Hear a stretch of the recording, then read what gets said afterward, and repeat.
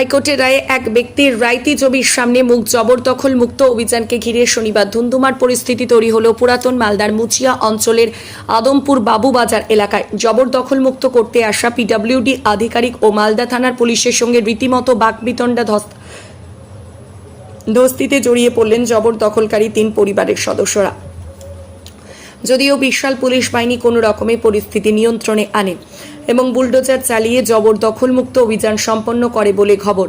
ঘটনা সম্পর্কে পিডব্লিউডির assistant engineer Sourav জানিয়েছেন, আদমপুর বাবুবাজার এলাকার রাজ্য সড়কের পাশে এক ব্যক্তির রাইতি জমি রয়েছে, কিন্তু সেই জমির মুখে 3 পরিবারের সদস্যরা দোকানঘর তৈরি করে জমির মুখ জবরদখল করে রেখেছিলেন।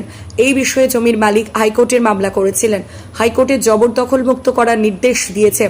সেই নির্দেশ মতো জেলা প্রশাসনের পক্ষ থেকে জবরদখলকারী পরিবারগুলিকে 26শে জুলাইয়ের মধ্যে জবরদখল সরিয়ে নেওয়ার সময়সীমা দেওয়া হয়েছিল, কিন্তু সেই সময়সীমার মধ্যে জবরদখল সরানো হয়নি। তাই আজ হাইকোর্টের রায় মেনে প্রশাসন জবরদখল মুক্ত অভিযান সম্পন্ন করবে।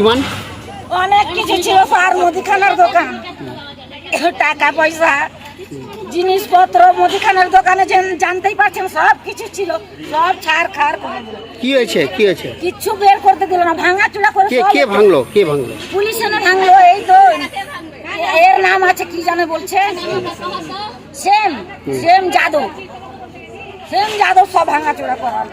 আপনাদেরকে তো 3 লাখ দিতে চেয়েছিল না, কখনো না স্যার, কখনো প্রমাণ দিতে পারবে না কোন ওর কাগজপত্র আছে। টাকা যদি দিবে স্যার, তো কেউ তো টাকা দিতে গেলে টাকার অনেক ব্যথা, কাগজপত্র করে কি 10টা লোককে জানিয়ে দিবে, বলুক তো ওই কে ওর সাক্ষী আছে, কোথায় কাগজপত্র যে টাকা দিয়েছে আমাদেরকে।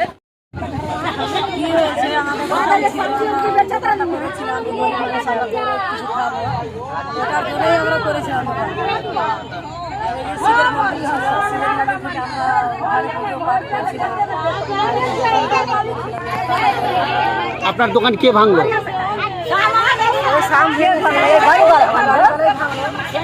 আপনার ক্ষয়ক্ষতির পরিমাণ?